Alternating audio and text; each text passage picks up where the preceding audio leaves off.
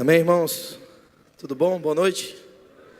Dá um sorriso para quem está do lado aí, diga como você está bonito hoje, como você emagreceu, você está mais magro, você está simpático demais hoje, cortou o cabelo, deu uma afinada na voz. Tudo bem, gente? Estou aqui de novo, muito feliz em estar aqui, muito feliz em poder compartilhar o Evangelho com os irmãos nessa noite. Dessa vez eu vim com a vilelada toda, minha esposa está aí, e eu estou tentando imitar Deus. O Senhor tem muitos filhos e eu também, amém? Tenho 3. E tem televisão em casa, está tudo certão, Netflix em dia. A minha esposa está ali, deixa eu apresentar a minha esposa para vocês. Cadê ela? Essa é minha esposa, meus filhos estão aqui. Amém, irmãos? Se eu fosse você, eu tinha dado uma salva de palmas para Jesus. Mas beleza.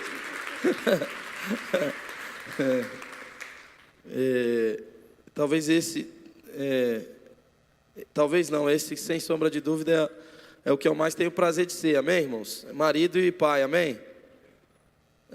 Enfim, nós trabalhamos com a África já há alguns anos. Fazemos algumas viagens para Moçambique, e à medida com que o tempo foi passando, o nosso trabalho se desenvolveu em Morumbala. Nós estamos voltando para Morumbala no dia 14 agora, dia 14 de agosto, e nós estivemos lá da última vez, fomos abençoados pelos irmãos, abençoados pela igreja, pela C3, quero louvar a Deus pela vida de vocês, amém, irmãos?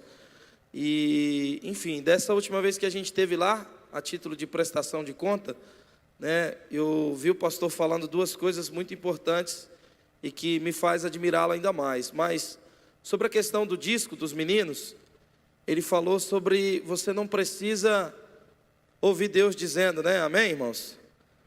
Você não precisa de um eis que te digo para obedecer o que está escrito, amém? E se está na sua mão poder te fazer o bem e você não faz, você está pecando.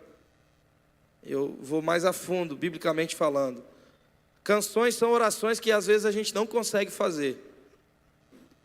Deus atribuiu a poetas e a pessoas como esses irmãos aqui, cantando essas músicas, orações que você não vai conseguir fazer em alguns momentos.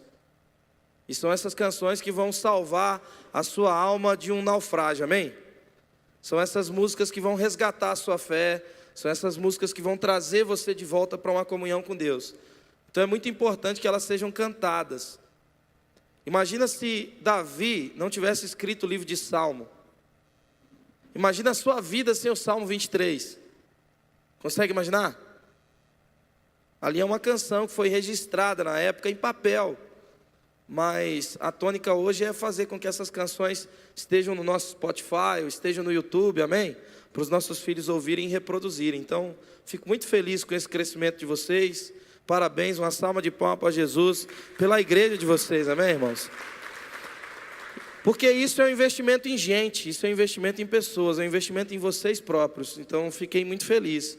E eu perguntei antes que ele me dissesse, eu falei, de quem que é essas músicas? Porque toda vez que eu venho aqui, eu me sinto tão desatualizado, eu falo, cara, não conheço essas músicas?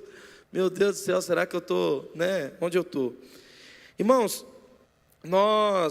dessa última vez, agora no mês de abril, tivemos lá em Moçambique, e visitamos as 5 aldeias a quais nós temos igrejas. E a gente se deparou com situações muito complexas, especificamente em Molene. Molene é um lugar com 23 mil habitantes e tem 56 quilômetros da nossa base. São 56 quilômetros de Morumbala a Molene. Mas a gente leva em média 5, 6 horas para chegar lá de carro. Então, uma estrada muito complicada, um local muito difícil de se chegar. Molene tem 23 mil habitantes e a Água Boa, lá mais próximo, fica a 18 quilômetros. Foi muito difícil, porque a gente estava passando o filme de Jesus na língua deles. A gente ganhou um equipamento muito maneiro para levar para lá e a gente deixou lá com a igreja, com os obreiros de Morumbala. E junto com isso a gente levou o filme de Jesus em cena, na língua deles, no dialeto deles, dialeto das aldeias, Sena e Chechela. E nós estávamos passando o filme em Molene e devia ter umas 500, talvez um pouco mais, muita gente vendo o filme, assim, numa aldeia, era calor. A África faz, Moçambique bem quente. Mas a gente via pelo menos umas 30 pessoas assim, de jaqueta, de blusa, assim, algumas enroladas em cobertor, suando frio, assim, porque estavam com malária e o hospital é muito distante. Algumas pessoas têm medo de ir para o hospital, porque podem morrer na estrada. Se a gente leva 5, 6 horas para chegar de carro, imagina o tempo que se leva para chegar de bicicleta. Então a gente está enviando agora um missionário, nessa ida minha eu estou enviando o Vilmar, e o Vilmar vai ficar lá, ele volta e depois ele retorna em novembro. Nós temos que resolver um problema lá nesses lugares referentes ao mês de janeiro e o mês de fevereiro, que é uma fome absurda. Por serem mês de chuva, eles ficam completamente ilhados. Então a gente está indo lá para estudar o processo do armazenamento de água de chuva. Se você é especialista nisso aí, nos ajude, amém? A gente quer saber como aproveitar a água de chuva, a gente quer saber como trabalhar com a banana desidratada, para fornecer isso para as crianças lá nesse processo de fome, plena fome.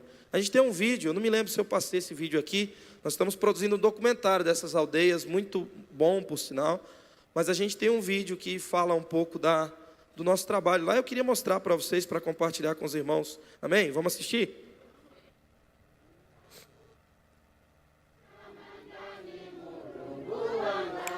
Morumbala fica no estado da Zambésia, a mais ou menos 140 quilômetros da capital, Quelimane. Morumbala tem em média 450 mil habitantes, não se há um censo preciso hoje na cidade. O último censo feito foi no ano de 2007, que indicavam 358 mil habitantes. Nosso relacionamento com Morumbala foi a partir do contato com obreiros nativos, o desenvolvimento dessa relação, a ampliação dessa relação foi aumentando. Nós então adquirimos uma propriedade, um terreno em Morumbala, com o intuito de ajudar a igreja local, uma das igrejas locais que nós nos envolvemos, e decidimos então ajudá-los.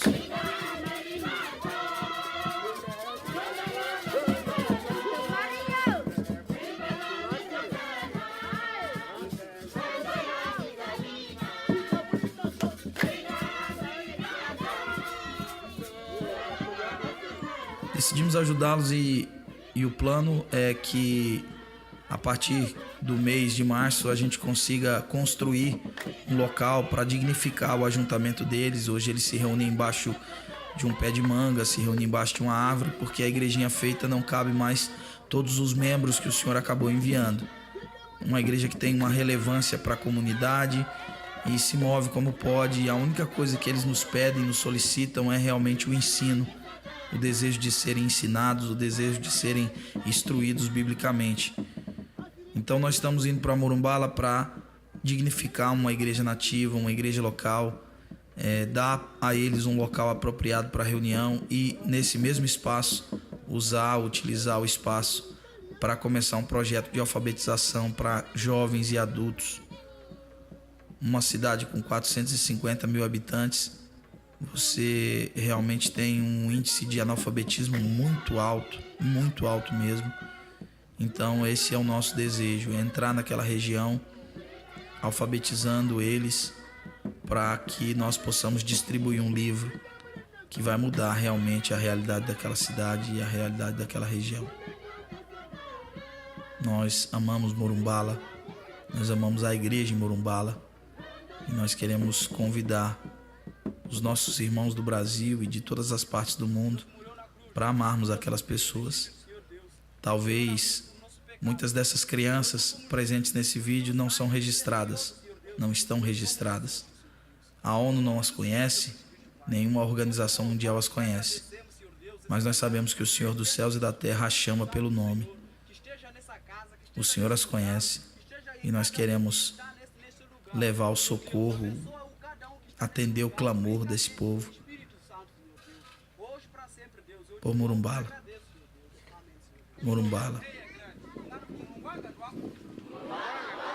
Você precisa ser melhor para sua esposa. Você precisa ser melhor para o seu marido. Melhor para os seus filhos. Para os seus amigos. E melhor para Deus. Amém.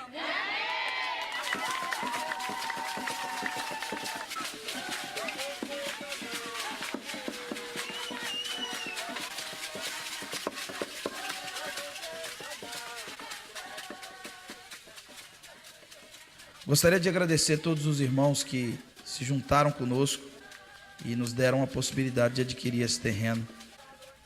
E a gente acredita que nesse ano muitas coisas sobrenaturais vão acontecer nesse ambiente. Muito obrigado. Amém, irmãos? Deus abençoe. Diga glória a Deus, aleluia.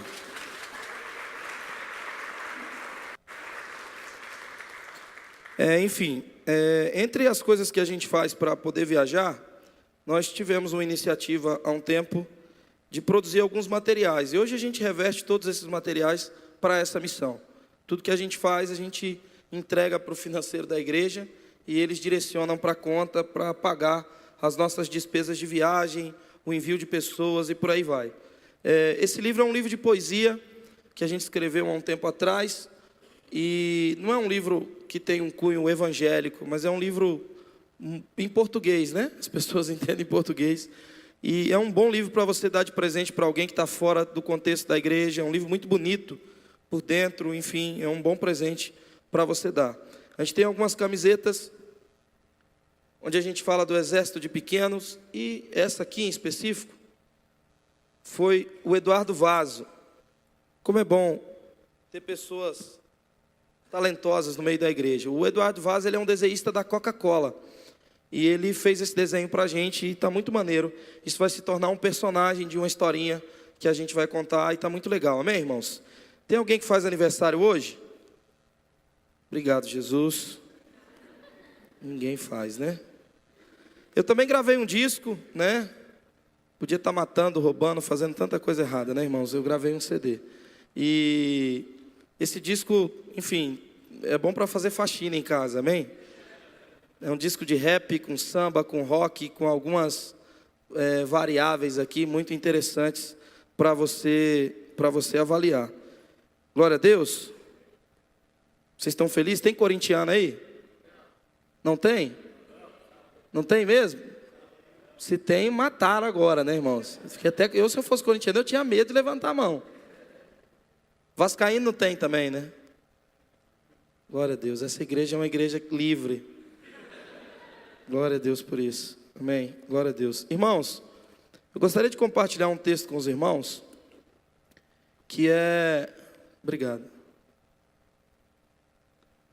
Que é um raciocínio, uma linha de raciocínio muito ampla, onde você vai trabalhar bastante com a sua Bíblia. Curitibano, ele é muito inteligente. Eu estava dizendo isso hoje para o Berg e para a Cris. Vocês são muito assim, observadores, assim, ficam olhando, né? Eu já me acostumei com isso e eu gosto muito disso. Então, você vai gostar de toda essa ideia bíblica aqui. Então, eu gostaria de você pedir para que você usasse o seu lado curitibano para avaliar bem o que eu vou dizer à luz da Bíblia, amém? Amém, irmãos?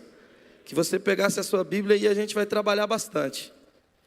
Eu gostaria que você abrisse a sua Bíblia em 2 Samuel capítulo 11. São textos que provavelmente você conhece.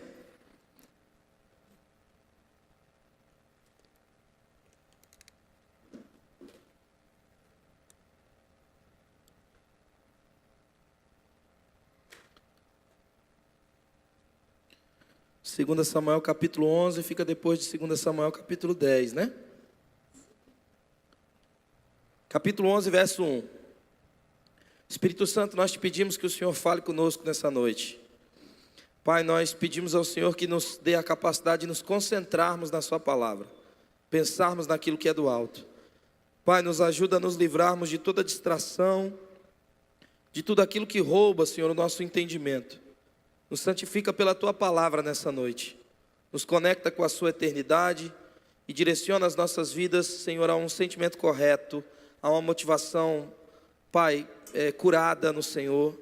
Em nome do Senhor Jesus, nós te pedimos, fala conosco através da sua palavra, Deus, em nome de Jesus.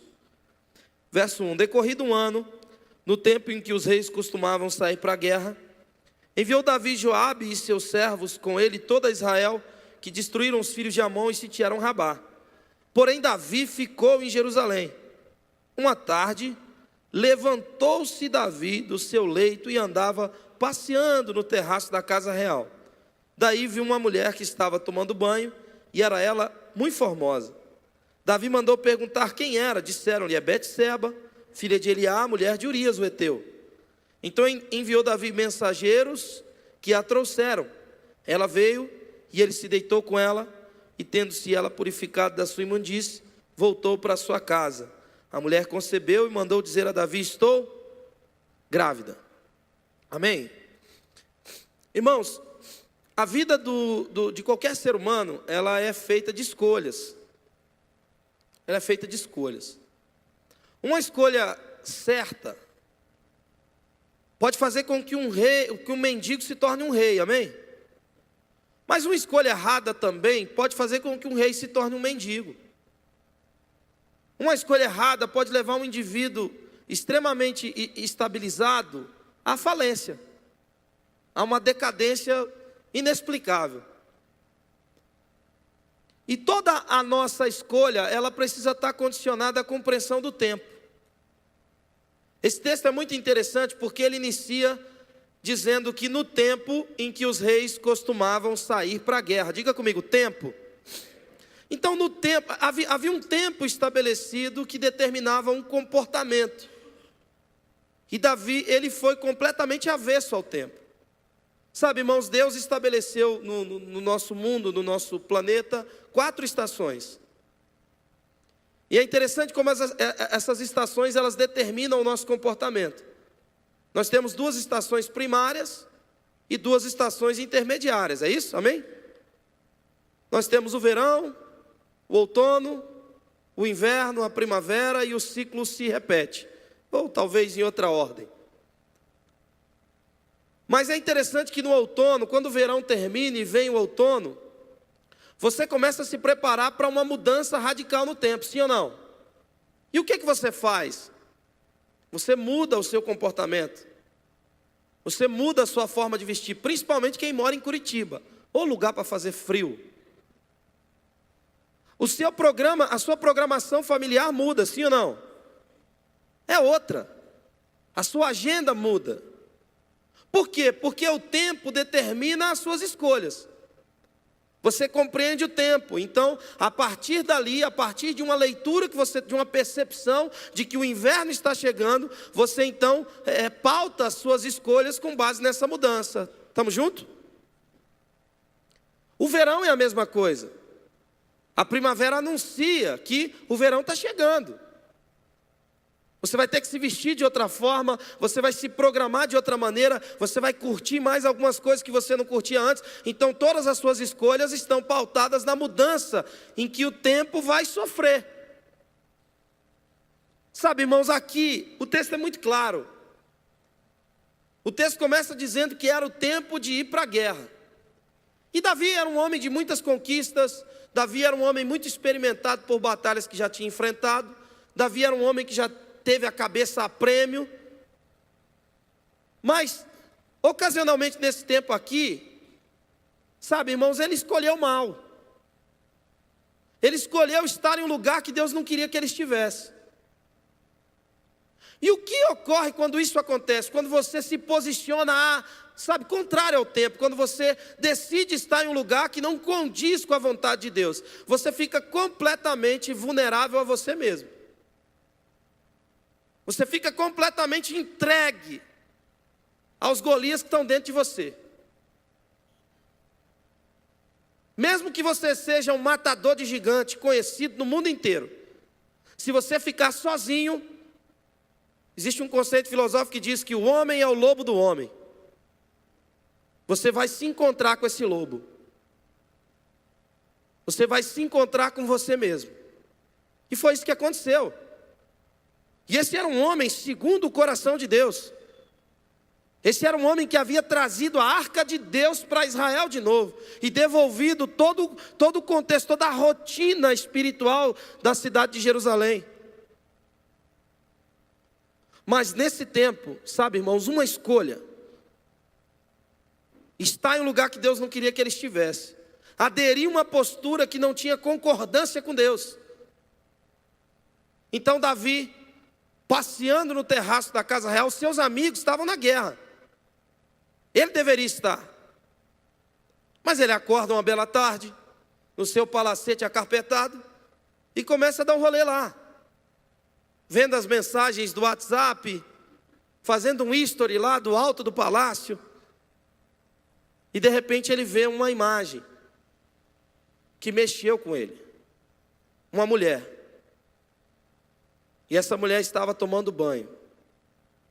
E a Bíblia diz que essa mulher era muito formosa. E há um exagero quando se refere a essa mulher. Davi então fica completamente entregue a ele mesmo. E é complicado, irmão. É complicado estar em um lugar que Deus não quer que você esteja. É complicado não compreender. Maturidade não está relacionada ao quanto você viveu. Maturidade está relacionada à sua capacidade de discernir o tempo e de se posicionar de acordo.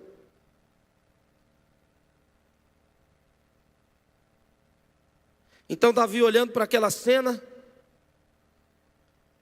ele arquiteta toda uma situação de pecado. Ele chama os seus mensageiros, e quando a gente lê, parece que isso aconteceu num estalo de dedo, né? Mas isso foi todo um processo, sabe, irmãos? E então ele chama os mensageiros e ele diz: quem é aquela mulher? E o mensageiro, provavelmente constrangido, disse: é a mulher de um irmão que está na guerra, arriscando a vida. Perceba, irmão, que coisa, sabe, que coisa terrível que esse homem estava fazendo. Ele estava destruindo uma família, negando a amizade que tinha com outro homem, que estava lutando por uma causa que era, entre aspas, de Davi. Quantos estão comigo? Os mensageiros vão, tomam aquela mulher, trazem aquela mulher. Agora, deixa eu te dizer uma coisa, deixa eu conjecturar aqui de uma forma interessante e com fundamento. Urias, o marido dessa mulher, era um oficial do rei, certo? Quem sabe onde os oficiais moravam? Moravam em redor do palácio, sim ou não? Esse era o lugar onde os oficiais moravam. Subentende então que essa mulher, ela tomava banho ali todo dia, sim ou não? Todos os dias ela estava ali. Mas naquele dia, que Davi escolheu mal, ele pôde vê-la.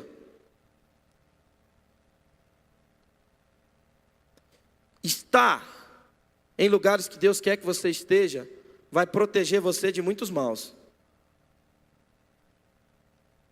Vai proteger você de você mesmo. Porque o homem é o lobo do homem. É tão forte isso, irmão, para mim, porque depois de quase 400 anos, quando Deus não se falava com o povo, nessa página branca que você tem na Bíblia, o período interbíblico, ele é um tempo, sabe, imergido em prostituição, em promiscuidade. Aquele era o tempo do Império Grego, um império que não reconhecia a relação homem com mulher, só reconhecia a relação homem com homem como uma relação prazerosa. O tempo em que nós, conhecemos o lendário imperador chamado Alexandre, que tinha afeição por garotos. Logo em seguida Roma vem, abraça a cultura grega, nasce a cultura greco-romana e Deus se silencia em Israel. Não há a voz de Deus, mas quando vem um profeta cujo nome é João Batista, quem lembra? Esse profeta vem com uma mensagem específica, e essa mensagem não era sai demônio, essa mensagem não era sai Exu cadeira, sai Exu televisão, sai Exu poste, não era nada disso. A mensagem desse homem era: arrependam-se.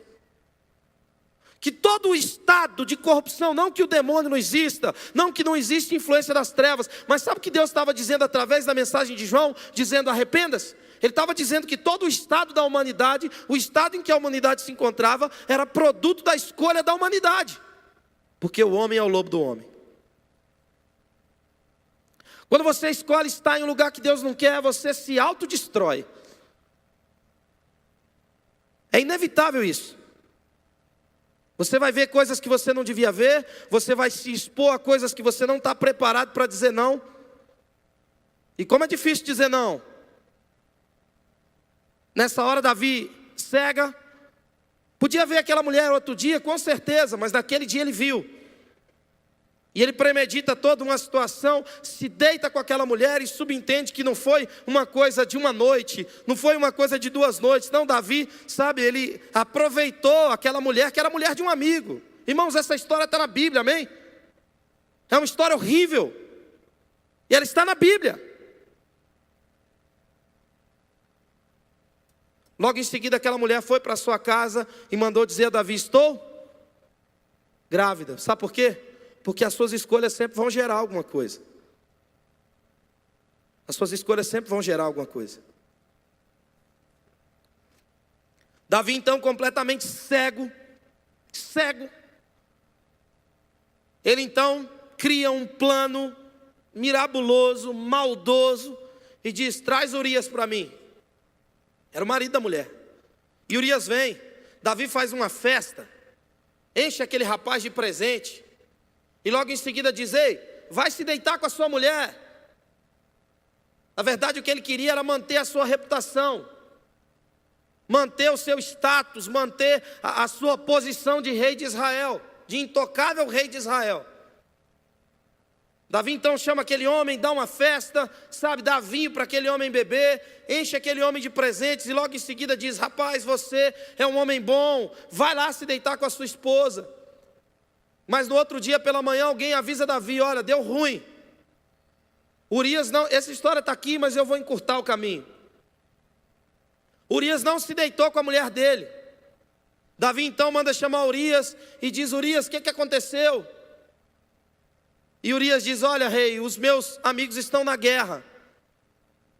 Os meus amigos estão lutando contra tanta coisa desse século por aí.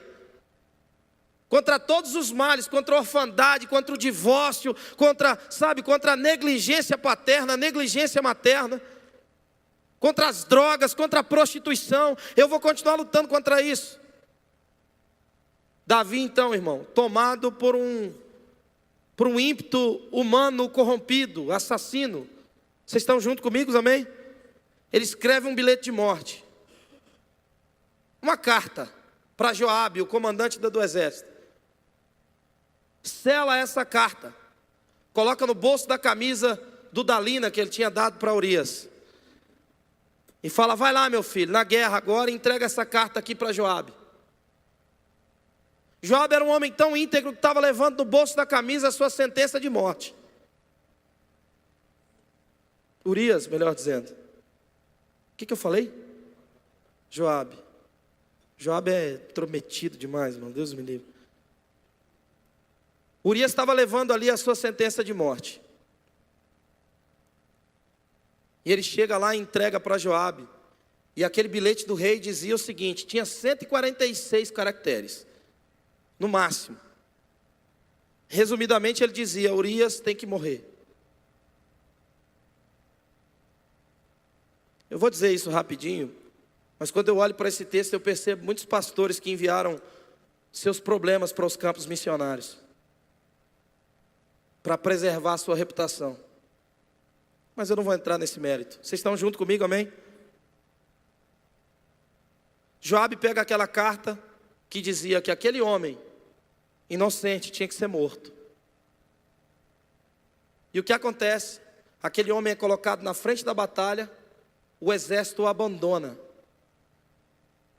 e ele morre pela espada dos filisteus. Davi agora, além de um adúltero, era um assassino. Por quê? Porque ele escolheu estar em um lugar que Deus não queria que ele estivesse. Porque ele não entrou em concordância com o tempo de Deus. Irmãos, isso é tão sério. Isso é tão sério. Eu ando por aí, irmãos, e eu vejo tanta coisa feia acontecendo. Tanta coisa complicada acontecendo. Logo em seguida, para a gente pular para um outro texto, Natã, diga comigo, Natã. Só para você acordar, diga mais uma vez, Natã. Natã era um profeta, um cara meio maluco assim, um cara meio fora da curva assim. Natã manda um WhatsApp para Davi: e aí, Davi, está em casa? Davi: tô. E Natã era íntimo de Davi, né? Não, vou aí então falar contigo. Beleza. Vem. Acho que Natan andava de moto. Aquelas motos grandes. E aí parou aquela moto, entrou lá na casa de Davi e falou: daí, Davi, como é que tá? Davi, tô bem, cara, tranquilo. Aí Natan vai e conta uma história para Davi. Davi, é o seguinte, eu vim aqui trazer uma situação para você julgar. Qual foi? É porque tem um cara rico na cidade, um cara muito rico. Um cara que tem tudo. E esse cara rico, ele tem ovelha, tem servo, tem boi, tem de tudo. E tem um outro cara aqui que é pobre. O cara não tem muita coisa, o cara só tem uma cordeirinha, só uma ovelhinha. Essa ovelhinha come com ele na mesa, essa ovelhinha brinca com os filhos dele, essa ovelhinha é de casa.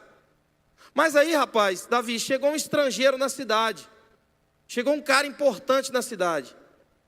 E esse cara importante, quando chegou, quem o recebeu foi o cara rico. Só que o cara rico, ao invés de tomar dos seus cordeiros, da sua ovelha, para dar de comer para o visitante, ele foi lá e pegou a cordeirinha do homem pobre, matou e serviu para o estrangeiro. Irmãos, na hora Davi ficou cabreiro. Davi ficou possesso. E ele dizia: esse homem tem que morrer. Esse homem que fez essa injustiça precisa ser morto. Natan então olha para Davi e diz: você esse cara. Quantos estão comigo, amém?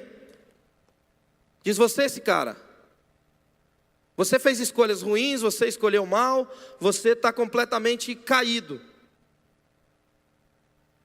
Pergunto a você, irmão, que está aqui comigo: Davi nessa ocasião havia perdido o trono? Havia deixado de ser rei? Havia perdido o seu acesso a toda a circunscrição ali de Israel? Havia? Davi continuava sendo o homem, a figura mais importante do império de Israel, sim ou não? Davi tinha poder naquele instante de matar o profeta Natan, que o ameaçava diretamente, sim ou não? Deixa eu te dizer uma coisa: quando você é confrontado por alguém acerca das suas escolhas, quando Deus coloca um Natan no seu caminho, você tem uma outra escolha para fazer. Ou você ignora aquela admoestação, ou matando aquele profeta, aquele ensino em você, ou você faz o que Davi fez. E por isso que eu amo a história de Davi. Davi escreveu um salmo. Davi, naquele instante que foi confrontado por Natan, ele percebeu: estou caído. Eu fiz uma escolha errada, uma escolha que me desconectou de Deus, uma escolha que, sabe, eu estou mantendo o reino. Muito se fala hoje sobre o reino de Deus, é ou não é? Irmão, mas há um sentido para esse reino. Eu sou de uma igreja onde nós ensinamos o reino, falamos do reino, e muitas pessoas vão lá em busca desse sentido. Mas eu tenho insistido em ensinar uma coisa: que muitas vezes algumas pessoas estão inseridas no reino, mas o reino perdeu o sentido. Deixa eu te mostrar uma coisa em Salmo 51. E agora a gente começa a falar o que a gente queria. A gente precisa de mais alguns minutos para isso.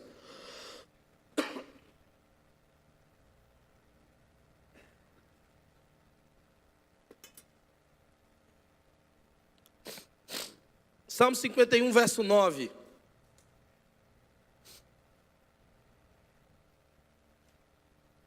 Perceba então, irmãos, que Davi escolhe estar em um lugar que Deus não queria que ele estivesse. Ele vê aquela mulher, ele é exposto a ele próprio, a uma fraqueza interna.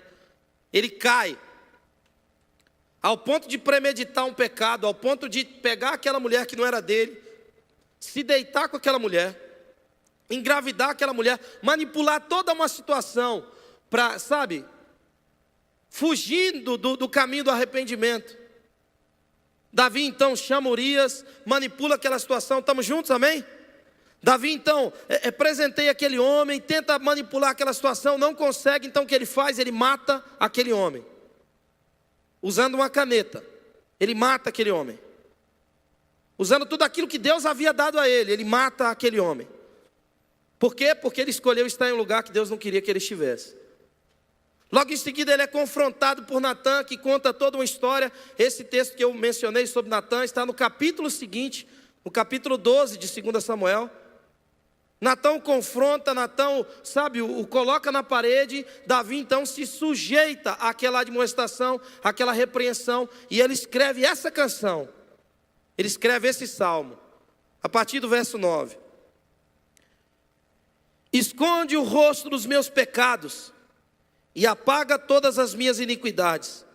Cria em mim, ó Deus, um coração puro e renova dentro de mim um espírito inabalável. Não me repulses da tua presença, nem me retires o teu Santo Espírito. Restitui-me a alegria da tua salvação. Diga comigo, restitui-me a alegria da tua salvação. Pule para Lucas capítulo 10.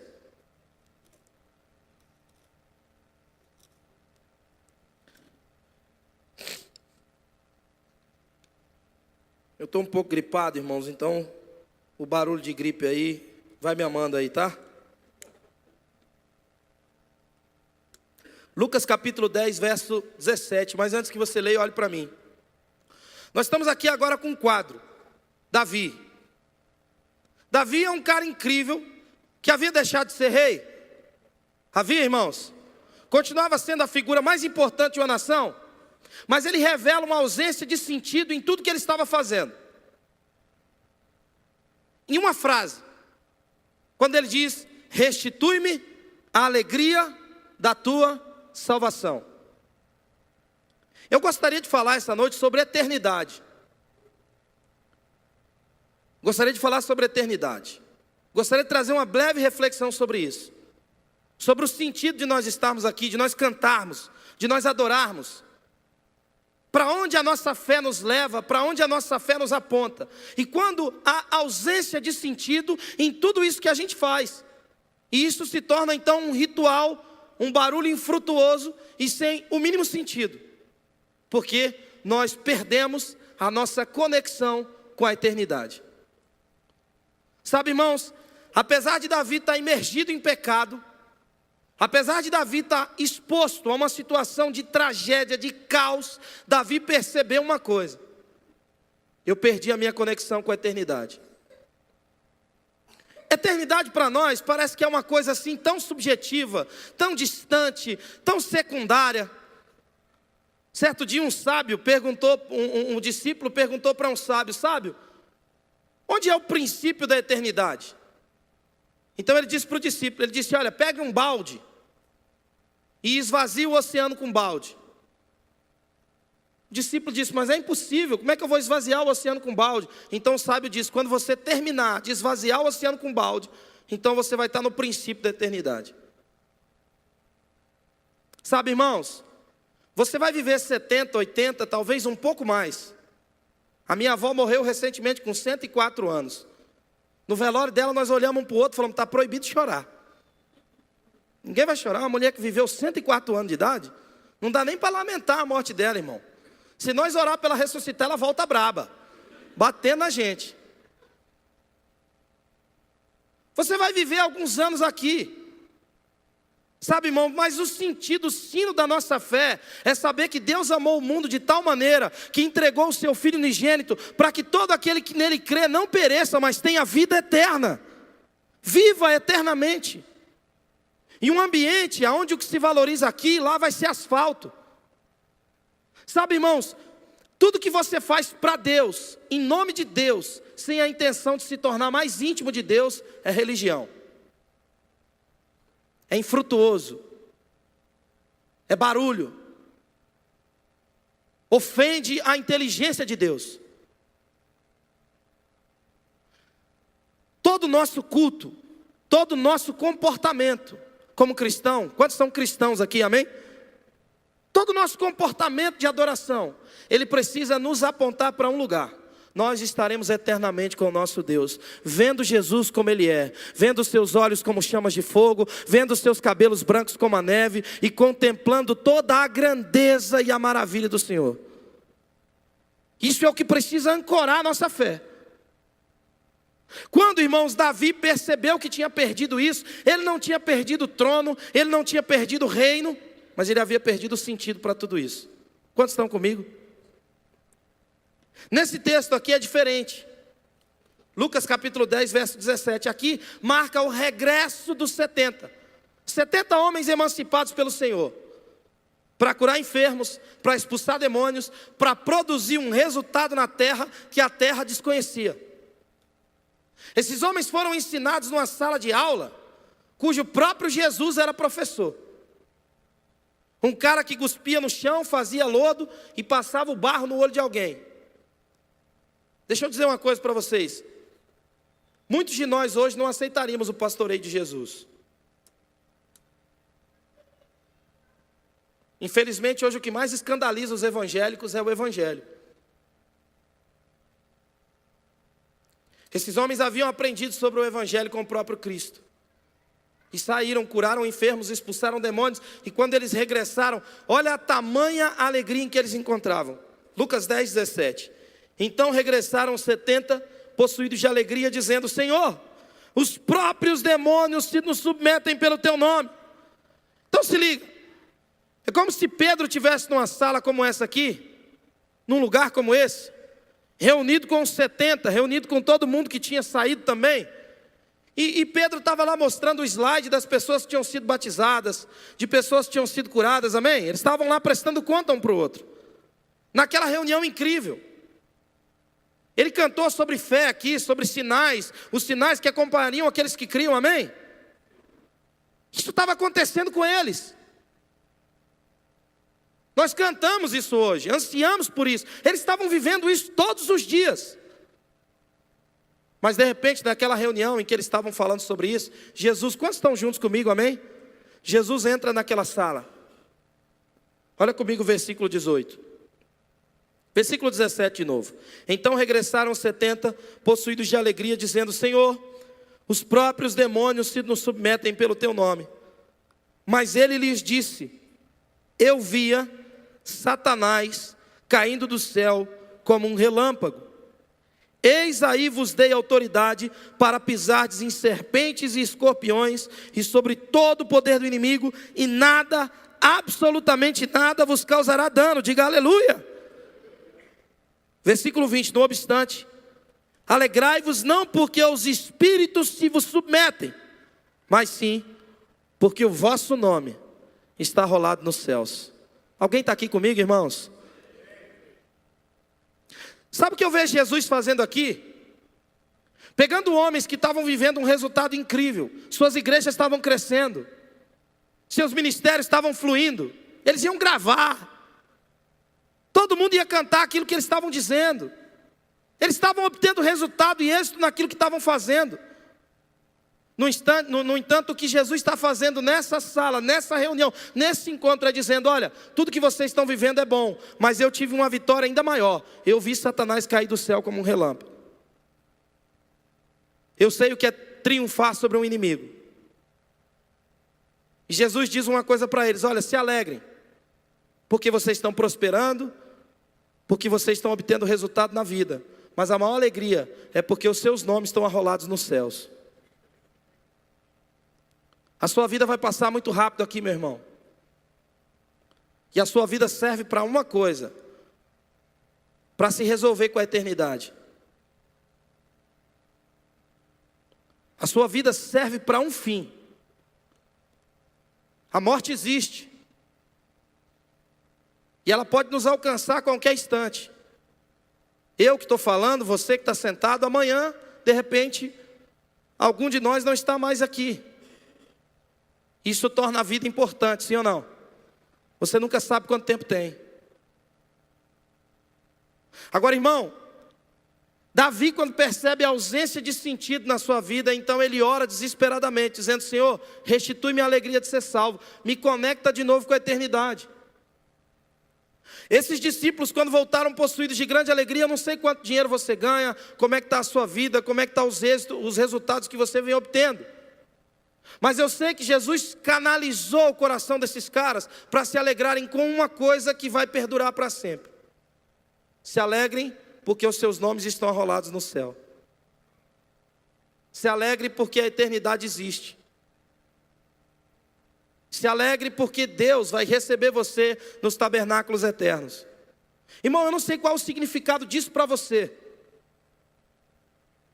Mas eu sei que se isso não tem significado para você, talvez você precise fazer a oração que Davi fez. Se você não anseia por esse dia, por um lugar onde a inconstância vai acabar, onde o pecado não vai nos assediar, onde nada vai fazer separação entre eu e Deus. A minha conexão com Deus vai ser sem nenhum tipo de interrupção. Eu vou estar diante de Deus para sempre, sentado numa mesa enorme, dizendo: Abraão, passa o arroz aí para mim. Você é um cidadão eterno. Deus fez você para estar a eternidade com Ele. Por que que isso me ampara? Porque o dia que eu não tiver resultado, o dia que eu não tiver êxito nas coisas que eu estou fazendo, o dia que o meu CD não der certo, o dia que o seu CD não der certo, o dia que o nosso ministério não der certo, você vai poder erguer as mãos para o céu e vai dizer: Senhor, ainda que a figueira não floresça, ainda que o produto das oliveiras mintam, ainda que no curral não haja gado, ainda que o pior aconteça, todavia eu me alegrarei no Senhor, me exultarei no Deus da minha salvação, que firma os meus pés como da corça e me faz habitar em lugares altos. Deus me salvou para estar com Ele. Ainda que tudo dê errado, eu sei de uma coisa: eu vou viver a eternidade com meu Deus. Deus vai me curar, Deus vai transformar a minha carne corruptível em incorruptibilidade, num abrir e num fechar de olhos. Eu vou estar num lugar maravilhoso, onde quando o Senhor foi levado, Ele disse: olha, fica tranquilo, eu estou indo preparar lugar. Deus fez os céus e a terra em 6 dias, amém? Tudo com a voz, foi ou não foi? Todas as praias que você conhece, a Guarda do Embaú, as praias do Recife, tudo. Mais de 2000 anos que Jesus veio aqui, e Ele disse que está preparando um lugar. Imagina um Deus que fez o planeta em 6 dias, o que Ele não está fazendo em 2000 anos, hein, irmão?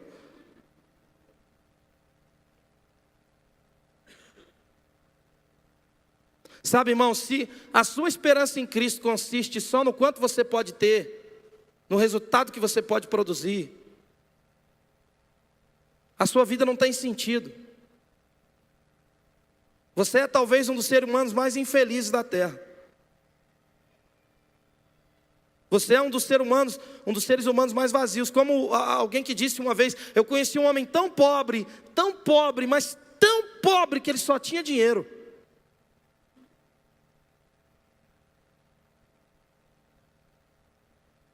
Você é eterno. Você é eterno. Você vai viver eternamente com o seu Deus.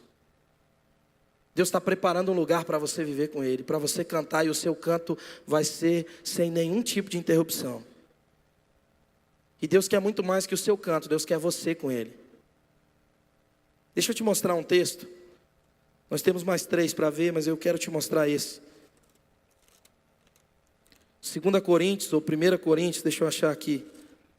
1 Coríntios, capítulo 15.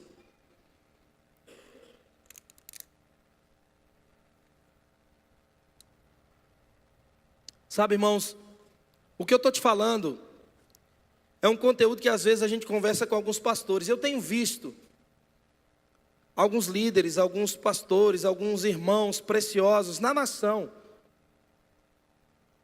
que estão no estado de depressão, que as suas esposas estão arrebentadas. Sabe por quê? Porque eles escolheram o caminho da infelicidade. Eles escolheram o caminho da miséria. Quantos estão comigo, irmãos? 1 Coríntios capítulo 15, verso 19. Se a nossa esperança em Cristo limita-se apenas a esta vida, somos os mais infelizes de todos os homens. Ali diz: se é somente para esta vida que temos esperança em Cristo, somos de todos os homens os mais dignos de compaixão. Em algumas versões diz: os mais miseráveis de todos os homens. Olha para mim. O que Paulo está dizendo é que se você trilha um caminho para obter coisas aqui, para obter um êxito aqui, sem projetar a sua vida para uma eternidade garantida pelo próprio Cristo, você está escolhendo o caminho da miséria. Você está escolhendo o caminho da infelicidade. Se nós, como os pastores, muitas vezes deixamos de fazer alguma coisa na nossa casa, para a família, para estar na igreja, para aconselhar alguém, para ir para a África,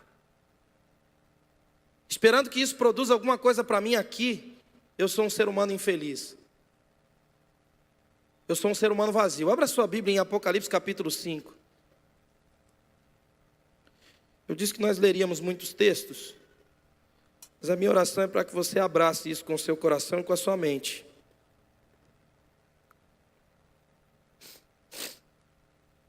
Apocalipse capítulo 5, verso 1. Pode colocar já, irmão.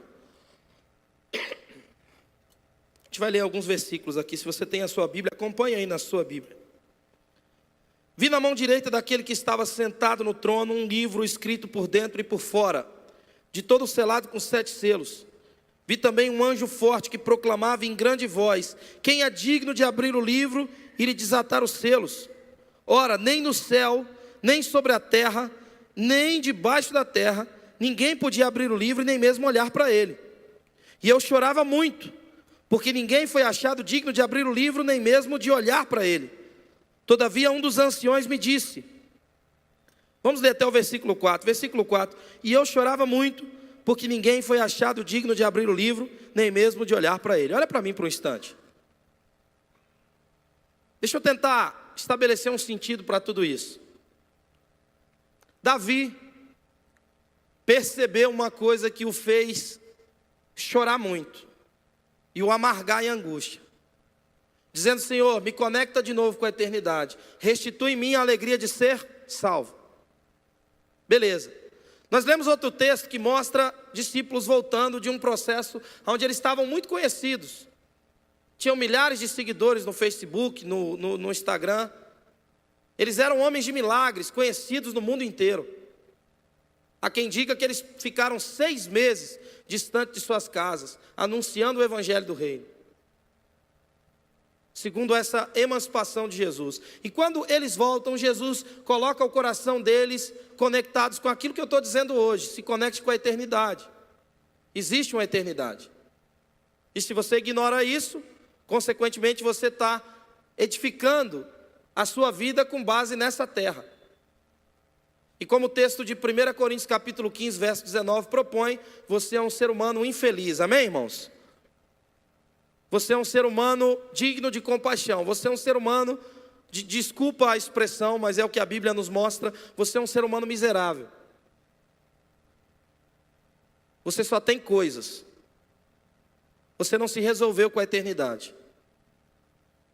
Nesse texto aqui, irmão, João estava vendo os céus, vendo Deus como Ele era, contemplando a face do seu Criador. João viu as recompensas. João viu que ao vencedor dar-lhe-ia a oportunidade de se alimentar do fruto da árvore da vida. João viu que ao vencedor seria lhe dado as estrelas do céu. A NASA descobriu uma estrela com 15 quinquilhões de diamantes no núcleo de uma estrela. Na menor partícula de uma estrela tem 15 quinquilhões de diamantes. Dinheiro para comprar em uns 20 mundos mobiliados já, com tudo dentro. Na menor partícula. E a Bíblia diz que Deus chama as estrelas pelo nome. João viu que é o vencedor, a você que vai vencer, amém, irmãos? A você que vai perseverar, vai se manter, vai ansiar pela vinda do Senhor, vai ansiar para estar com Jesus, você vai herdar as estrelas. Deus vai entregar as estrelas para você. João viu que ao vencedor da igreja de Laodiceia seria lhe dado que ele assentasse com Jesus no seu trono. Quantos estão comigo? Irmão, isso não é Marvel, isso não é Hollywood não, isso é Bíblia, amém? Está escrito aqui. Porque eu acredito nesse livro, porque nenhum ser humano seria capaz de produzir um Deus tão bom, tão misericordioso. João viu tudo isso, mas de repente ele percebeu uma coisa: ninguém podia abrir o livro. Irmão, você e eu, nós estávamos entregues ao inferno. Nós estávamos entregues à condenação plena. Nós estávamos entregues a arder no mármore do inferno, porque o salário do pecado é a morte. Então de repente João se angustia ao ponto de chorar muito. Esse talvez é o momento de maior tristeza na Bíblia, porque João viu que Estevão, que foi apedrejado, morreu em vão. João viu que Tiago, que teve a cabeça cortada, morreu em vão. João viu que João Batista morreu em vão. João viu que as suas orações e as suas súplicas, elas eram vãs. João viu que, sabe, todos os domingos que você veio aqui, se despejou diante de Deus, isso era vão. Isso não tinha sentido. Nós aqui hoje não tinha sentido. Porque ninguém podia abrir o livro. Nós estávamos desconectados de Deus, nós estávamos separados do Senhor. Ninguém podia abrir o livro que continha a possibilidade de viver uma eternidade com Jesus. Quantos estão comigo? João se angustiou, irmãos. João chorava muito. Mas no versículo 5,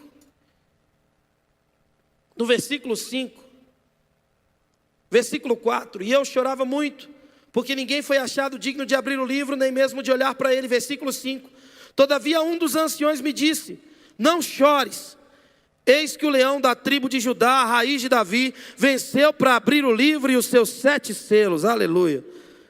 Versículo 6, então vi no meio do trono e dos 4 seres viventes, e entre os anciões de pé, um cordeiro como tendo sido morto. Ele tinha 7 chifres, bem como 7 olhos, que são os 7 Espíritos de Deus enviados por toda a terra. Veio, pois, e tomou o livro da mão direita daquele que está sentado no trono, e quando tomou o livro, os 4 seres viventes e os 24 anciões prostraram-se diante do cordeiro, tendo cada um deles harpas e taças de ouro cheias de incenso, que são as suas orações, que são as suas lágrimas, que são as suas intercessões, amém? Jesus deu sentido para tudo isso. Jesus deu sentido para as nossas canções. Versículo 9, e entoava um novo cântico dizendo, digno és de tomar o livro e de abrir os seus selos, porque foste morto e com teu sangue compraste para Deus os que procedem de toda a tribo, língua, povo e nação. E para o nosso Deus os constituíste reino e sacerdote, e reinarão sobre toda a terra. Vi e ouvi uma voz de muitos anjos ao redor do trono, dos seres viventes e dos anciões, cujo número era de milhões e milhares de milhares, proclamando em grande voz, digno é o cordeiro que foi morto de receber o poder, a riqueza, a sabedoria, a força, a honra, a glória e o louvor. Diga amém. Versículo 13, isso me intriga. Então ouvi que toda criatura que há no céu, os pássaros, toda criatura que há na terra, o cachorro, a vaquinha, o camelo, debaixo da terra e sobre o mar, tudo que neles há, estavam o quê? Dizendo, aquele que está sentado no trono e ao cordeiro, seja o louvor, a honra, a glória e o domínio pelos séculos dos séculos. E os 4 seres viventes respondiam amém. Também os anciões prostraram-se e o adoraram. Você está entendendo o que está acontecendo aqui nesse contexto aqui, irmãos? Esse é o momento de maior tristeza da Bíblia, mas também é um momento de maior alegria, ao ponto de João ver os animais dizendo. Os animais falavam, Filipe? Não. João podia entender o que os animais estavam dizendo. Porque tudo que tem fôlego, louva o Senhor. Por quê? Porque Jesus foi morto e Ele possibilitou o seu acesso à eternidade. Sabe, irmãos, deixa eu te dizer uma coisa. Se a eternidade não mexe de alguma forma com o seu coração, se você não anseia por isso, só talvez, a sua fé esteja doente. Você escolheu estar em lugares que você não devia estar. E você se desconectou de coisas que são mais valiosas do que qualquer outra coisa. Você vai estar com Deus para sempre. Você vai viver 70, 80, 90 anos aqui. E as coisas vão começar a ficar difíceis. Mas se você tentar esvaziar o oceano com balde, você não vai conseguir. E você vai estar no princípio da eternidade, caso consiga. Porque Deus amou o mundo de tal maneira que entregou o seu único filho com um propósito, que você tenha a vida eterna, que você viva para sempre. Como diz aquele ministério de louvor, para quem tem fé, a vida nunca tem fim. Amém? Você é eterno. Você nasceu para viver para sempre.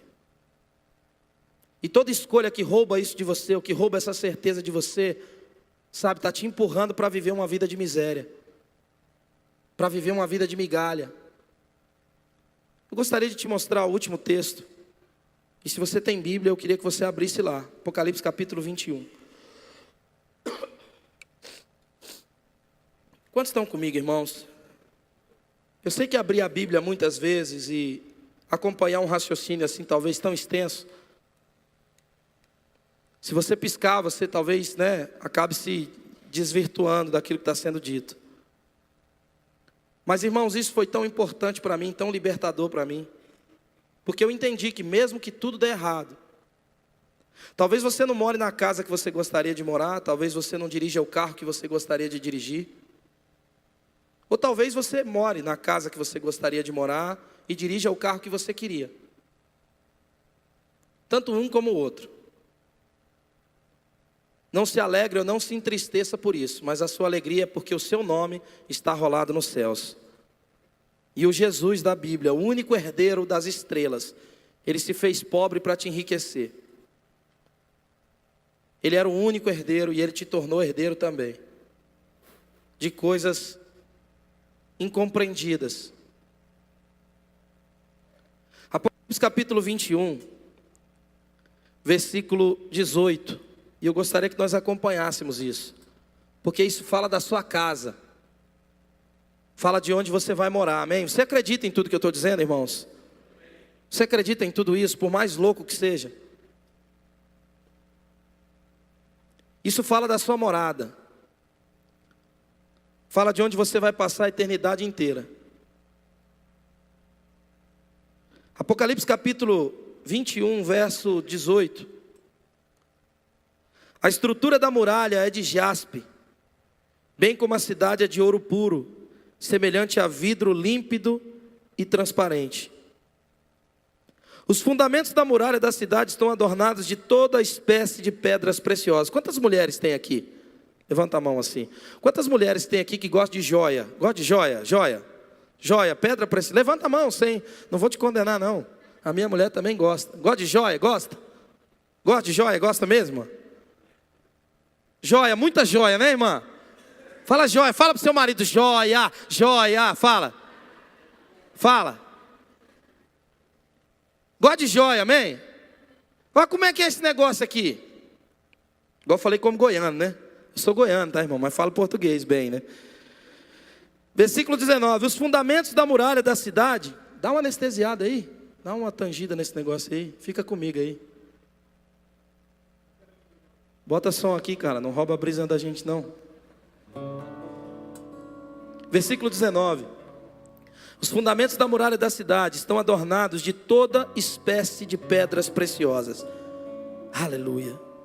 O primeiro fundamento é de jaspe, o segundo de safira, o terceiro de calcedônio, o quarto de esmeralda, o quinto de sardônio, o sexto de sárdio, o sétimo de crisólito, o oitavo de berilo, o nono de topázio, o 10º de crisópraso, o 11º de jacinto e o 12º de ametista. Quem gosta de joia aí, a mulherada? Dá um aleluia aí, mulherada.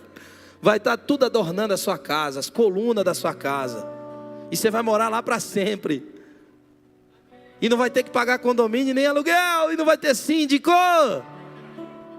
E nem reunião extraordinária. Ordinária, né? Ordinária. Ordinária é aquela que acontece sem avisar ninguém. Avisa em cima da hora. Versículo 21. Se você está olhando, por favor, olhe. Até você, olha aí para nós, olha só. As 12 portas são 12 pérolas. Cada uma dessas portas de uma só pérola. Ah, meu irmão.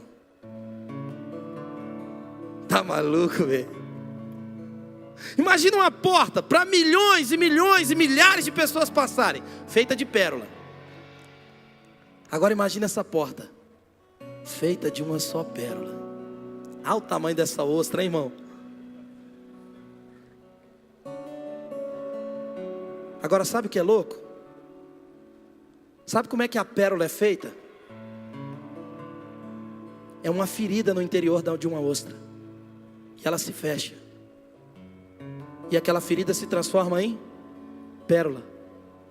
Sabe o que vai conectar você com a eternidade?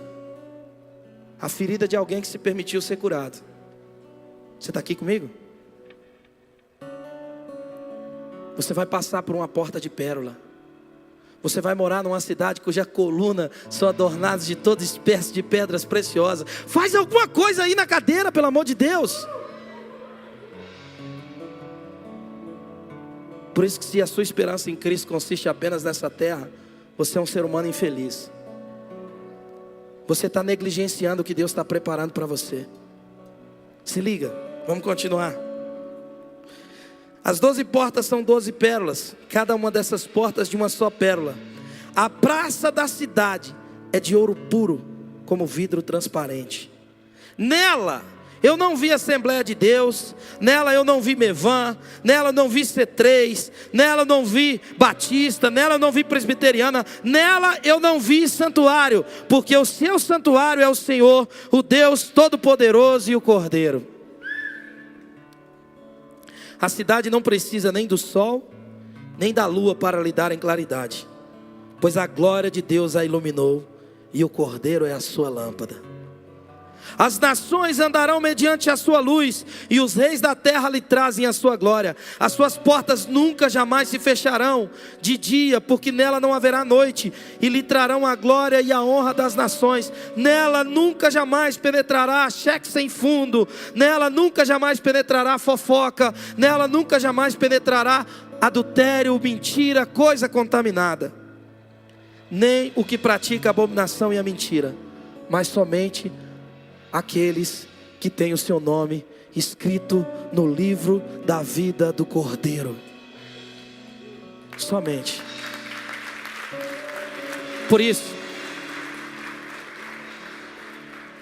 tudo que separa você, tudo que desconecta você, precisa causar um desespero em você.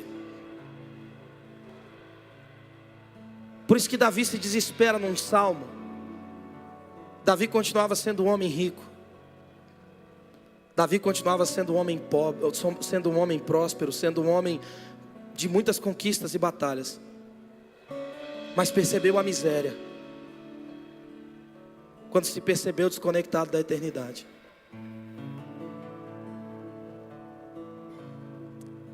Sabe, irmãos, eu ouvi o Ed René contar uma história muito interessante de um casal de missionários que passaram mais de 30 anos no campo missionário.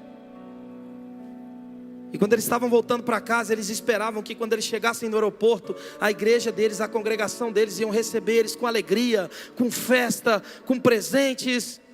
E a esposa muito entusiasmada, pensando e tal, e sabe, voltando de um país distante para o Brasil, pensando, eles vão nos receber com muita alegria. E quando eles chegaram no aeroporto, não tinha ninguém.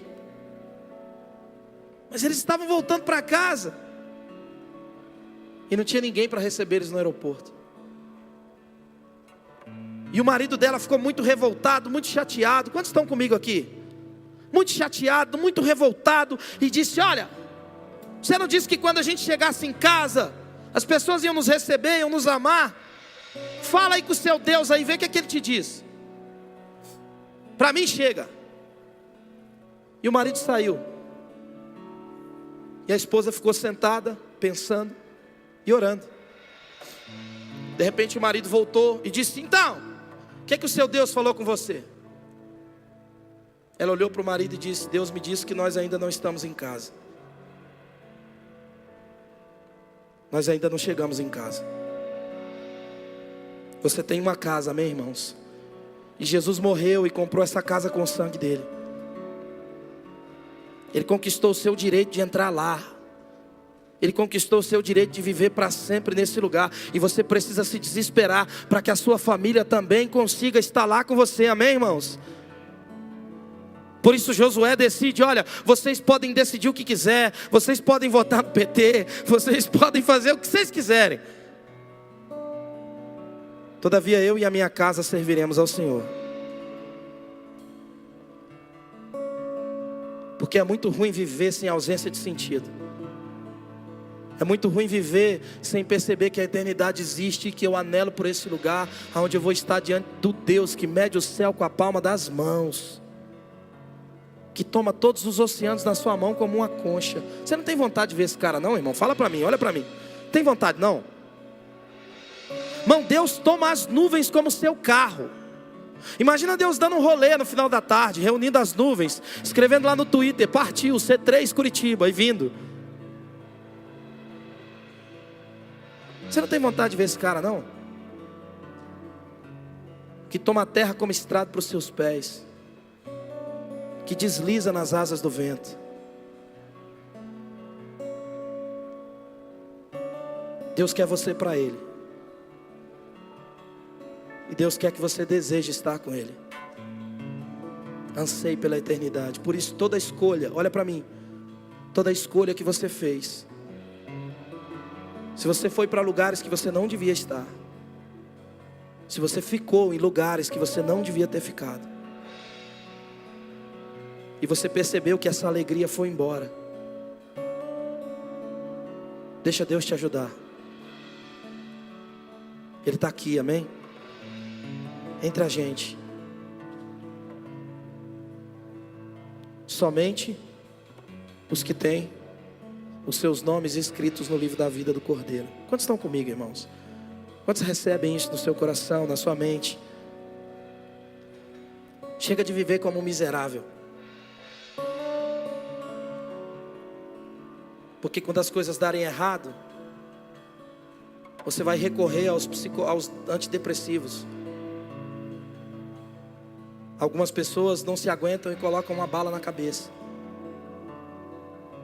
Mas as pessoas que estão conectadas com a eternidade, eu torno a dizer, eles vão erguer as mãos e dizer: mesmo que a figueira não floresça, mesmo que o pior aconteça, mesmo que não tenha nada amanhã, todavia eu me alegrarei no Senhor, me exultarei no Deus da minha salvação. Ele firma os meus pés como da corça e me faz habitar em lugares altos. Eu sou salvo pelo sangue de Jesus. Feche os seus olhos por um instante.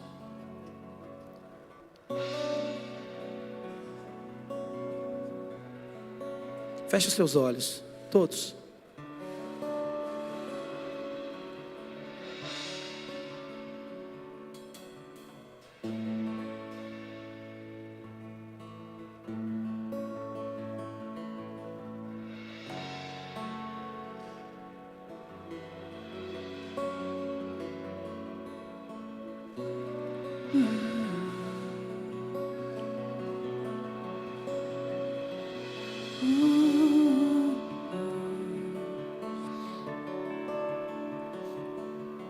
Eu não me cansarei,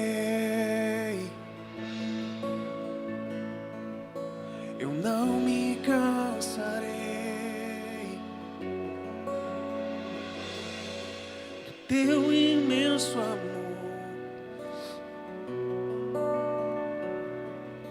Eu não me cansarei, não posso me afastar, não posso me afastar. Faça sua oração ao Senhor. Desde quando te encontrei, eu não posso me afastar, não. Eu só quero estar onde tu estás.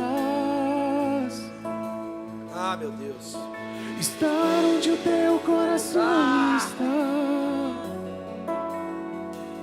Não há nada como o teu amor. Não há nada como o teu amor, Jesus. Faça sua oração ao Senhor. Nos ajude a adorá-lo. Deseje o seu Deus. Olhe para dentro de você. Perceba a presença de sentido ou a ausência dele. E faça a oração de Davi. Diga: Senhor, me conecta com o Senhor de novo.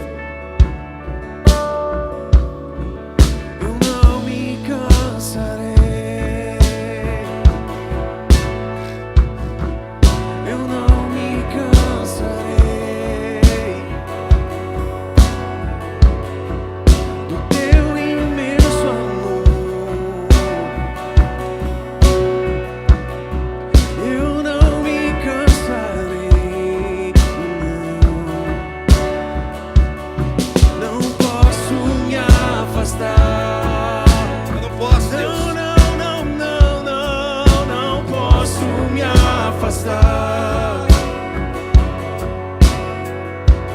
Desde quando te encontrei, eu não posso me afastar. Não, não, não, não, não. Só quero estar onde tu estás, estar onde o teu coração está. Ah, meu Deus! Não há nada como o teu amor. Não há nada como o teu amor. Só quero estar onde tu estás, estar onde o teu coração está. Não há nada como o teu amor. Não há nada como o teu amor, Jesus. Olhe para dentro de você. Seja sincero com a sua consciência. Seja sincero com você mesmo. Se você fez escolhas que roubaram isso de você, chore se for preciso. Abra o seu coração. Quem confessa fraqueza não confessa fracasso. Deixa Deus dar colo para o seu coração, dar sentido para a sua espiritualidade. Caso contrário, o que você vive ou o que eu vivo é uma religião. E a religião não pode produzir nada de bom, irmãos. A religião, ao longo dos anos, ela só produziu guerra e separou as pessoas. Mas Jesus é bom. Está aqui entre nós, comunicando algo ao seu coração. E eu tenho um conselho para te dar, para nos dar. Quando você ouvir a voz do Senhor, não endureça o seu coração. Eu só quero estar onde o seu coração está, Senhor. Deus não mora no céu, irmão. É o céu que mora em Deus. Todas as coisas foram feitas por Ele, para Ele, sem Ele, nada do que foi feito se fez, amém? O céu é onde Deus está. Deseje Deus. Deseje uma relação profunda que você nunca imaginou viver com Deus. Eu profetizo que nos próximos dias a Bíblia vai ser um livro diferente para você. Eu profetizo que nos próximos dias a Bíblia vai ser um livro diferente para esse ministério de louvor. Profetizo que nos próximos dias a sua proximidade com Deus vai ser tão saudável que você vai se aproximar da Bíblia. Você vai ouvir a Bíblia no seu carro. Você vai ler a Bíblia nos seus intervalos de trabalho. Você vai se relacionar com a Bíblia. E Deus vai santificar você pela palavra dEle. Você não vai sentir arrepios e calafrios. Talvez até sinta. Você vai prestar um culto racional ao Senhor, onde você vai se oferecer como um sacrifício vivo, santo e agradável a Ele, se ligando à eternidade. Pai, em nome de Jesus, que toda ausência de sentido nessa noite seja banida dessa reunião, Deus. Seja banida dos lares aqui. Que os casamentos que se desconectaram da eternidade, que eles se voltem para o Senhor. Que os ministérios que estão aqui parados, Deus, e se desconectaram, sabe, Deus, com o seu coração, com esse desejo que essa canção traz. Pai, que essa canção seja o grito da nossa alma, do nosso espírito, Deus. Estar onde o seu coração está, Senhor. Estar onde o Senhor está. Caso contrário, nada disso faz sentido. Essa noite não faz sentido. Esse prédio não faz sentido. O nosso ministério não faz sentido. Nós somos eternos, Senhor. Nós estaremos com o Senhor eternamente. Aonde o seu coração está, aonde o Senhor será o santuário, aonde nós vamos passar por uma porta, Senhor, de pérola, onde as colunas da cidade serão adornadas de pedras preciosas. onde o pecado não vai fazer mais separação entre nós e o Senhor. Por isso, nesse dia, Senhor, traga um grito do nosso coração, para reconhecermos as escolhas erradas que fizemos e nos linkarmos ao Senhor de novo. Eu queria que você fechasse os seus olhos e você cantasse essa canção. Eu só quero estar onde tu está. Feche os seus olhos e cante. Nos ajude a adorar Jesus por mais um instante. Cante como você nunca cantou antes. Cante com o seu coração. Cante com tudo que há em você. Eu só quero estar onde o Senhor está. Deseje isso. Declare isso para a sua própria alma.